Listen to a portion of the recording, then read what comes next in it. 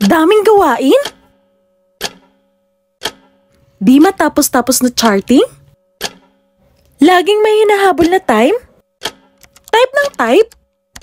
Paano kung may paraan para mapadali ang charting mo? Ha? Mapapadali charting ko? Introducing Transcripto Nurse.